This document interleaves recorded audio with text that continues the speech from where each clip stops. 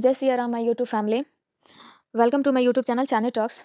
आज हम सनातन धर्म क्या है इस बुक के चैप्टर 4 को पढ़ेंगे। चैप्टर 4 में दिया हुआ है अन्य पंथों से तुलना। तो आइए हम इस चैप्टर को स्टार्ट करते हैं। देखते हैं अन्य पंथों से तुलना। जैसा कि देख रहे हैं आप, इस चार्ट में देख रहे हैं कि सनातन धर्म एक साइड दिया हुआ है और हमारे राइट साइड में दिया हुआ है अन्य पंथ। तो आइए हम इनकी तुलना को पढ़ते हैं। पहला है सनातन धर्म। सनातन धर्म एक धर्म है, जबकि अन्य पंथ धर्म नहीं, पंथ है, मजहब है, संप्रदाय है। सनातन धर्म की स्थापना किसी व्यक्ति ने नहीं की। सनातन धर्म सदा से है और सदैव रहेगा, जबकि अन्य पंथ किसी व्यक्ति विशेष के द्वारा स्थापित एक विश्वास प्रणाली है। अनेक पंथ आए और चले गए क्योंकि वे स्वार्थी उद्देश्यों की पूर्ति के लिए बनाए गए। तेल खत्म हो तो खेल खत्म। सनातन धर्म के पूज्य ईश्वर हैं, व्यक्ति विशेष नहीं। जबकि अन्य पंथों के पूज्य ईश्वर नहीं, व्यक्ति विशेष है जो ईश्वर के पुत्र अथवा ईश्वर के दूत हैं।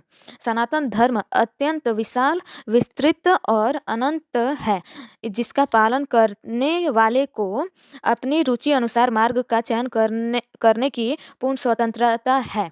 जबकि कुछ पंथ बड़े ही संकीर्ण है, उनमें विस्तार के लिए कोई स्थान नहीं है। सनातन धर्म के नियम प्रकृति के नियम हैं, जैसे गुरुत्वाकर्षण शक्ति झुटलाए नहीं जा सकते, क्योंकि ये किसी व्यक्ति ने नहीं कहे हैं, ये सनातन सत्य है। जबकि अन्य पंथों के नियम उन पंथों के अनुयायी अपनी आवश्यकता अथवा स्वार्थ के अनुसार बदलते रहते हैं। सनातन धर्म में सभी का सम्मान करना सिखाया जाता है, चाहे वो जड़ हो या चेतन। यहाँ तक कि चंद्रमा, सूर्य, ग्रह, नक्षत्र, नदी, पर्वत, हवा, पानी, पेड़ पौधे को भी पूजा की जाती है। जबकि कुछ अन्य पंथों में इस प्रकार का कोई प्रचलन नहीं है। सनातन धर्म में अहिंसा परम धर्म है। यहाँ हर प्रकार की हिंसा वर्जित है, अहिंसा परमो धर्म। जबकि कुछ अन्य पंथों में हिंसा को भी धर्म कहा जाता है। सनातन धर्म में सत्य एक है, उस तक पहुँचने के उपाय अनेक हैं।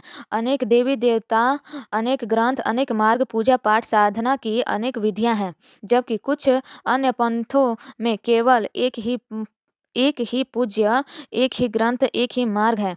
पूजा पाठ साधना की विधियां निश्चित संख्या में हैं।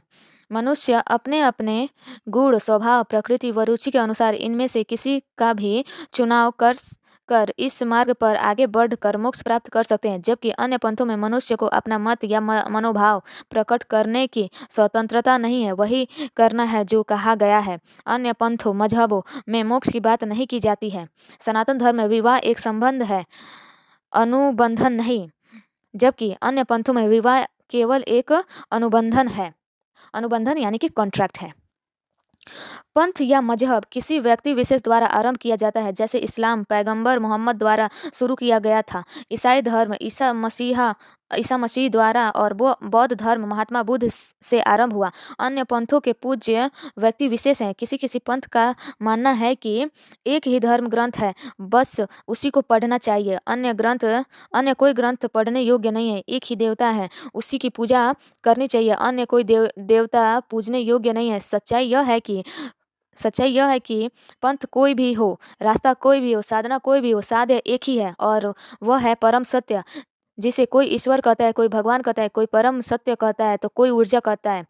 नाम कोई भी हो, सत्य केवल सत्य होता है। सनातन धर्म में अनेक देवी देवता हैं, अनेक ग्रंथ हैं, अनेक मार्ग है, पूजा पाठ की साधना की अनेक विधियां हैं। अनेकों देवी देवता होने का अर्थ यह नहीं कि ईश्वर अनेक है। इसके पीछे कारण यह है कि प्रकृति ने किसी भी दो मनुष्यों को एक जैसा नहीं बनाया है। दो मनुष्यों की क्या बात करें, एक ही मनुष्यों की 10 उंगलियों की रेखाएं भी अलग अलग होती हैं।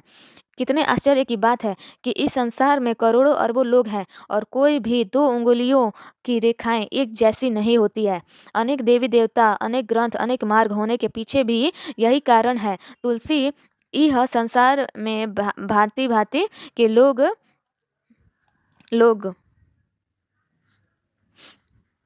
मनुष्य अपने अपने गुण स्वभाव व प्रकृति के अनुसार, अपनी रुचि के अनुसार अनुरूप इनमें से किसी का भी चुनाव करे और इस मार्ग पर आगे बढ़े। अनेक देवी देवता होने का अर्थ है कि ईश्वर बहुआयामी हैं। उसके अनेक पहलू हैं। हम उनमें से किसी भी पहलू को चुन लें, अंततोगत्वा हम पहुँचेंगे उस ईश्वर तक ही। तो ये रहा हमारा चैप्टर 4 अन्य पंथों की अन्य